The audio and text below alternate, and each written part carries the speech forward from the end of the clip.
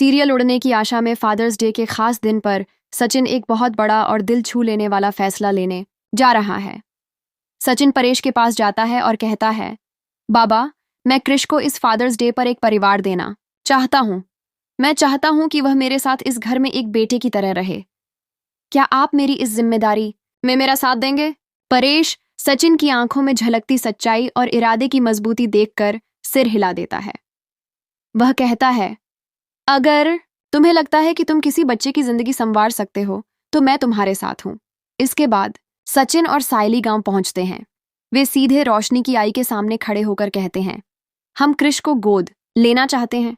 हम उसे एक ऐसा जीवन देना चाहते हैं जिसमें उसे प्यार, सुरक्षा और सम्मान मिले। यह सुनते ही रोशनी की आई एकदम स्तब्ध रह जाती है। वह डर और झिझक के साथ साफ इनकार कर देती है, नहीं बेटा, यह सही नहीं है। क्रिश को तुम लोगों के साथ भेजना मेरे लिए आसान नहीं है। लेकिन तभी उन्हें अचानक चक्कर आने लगता है और वह बेहोश होकर गिर जाती है। सायली और सचिन उन्हें संभालते हैं। इसके बाद सायली रोशनी की आई से कहती है, आई, आप कब तक क्रिश को अकेले संभालेंगी? क्या आप सोचती हैं कि आपकी जिंदगी भर की गारंटी है? अगर आपको कुछ हो गया तो क्रिश का क्या होगा? क्या वो अकेला रह जाएगा? इन बातों ने रोशनी की आई को अंदर से झकझोर दिया। वह जानती थी कि रोशनी ने अपने अतीत को छुपाकर तेजस से शादी की है और एक बड़ा झूठ जी रही है।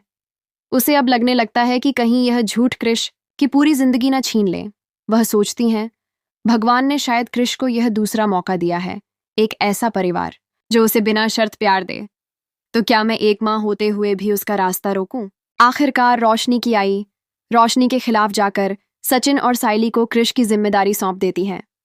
सचिन जब क्रिश को घर लेकर आता है तो क्रिश खुशी से दौड़कर सचिन को गले लगा लेता है।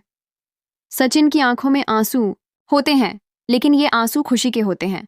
लेकिन जैसे ही वे घर पहुंचते हैं, तेजस का चेहरा सख्त हो जाता है।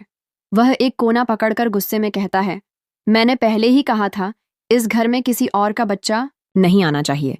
ये मेरा घर है और मैं ये सब नहीं चाहता। सायली जवाब देती,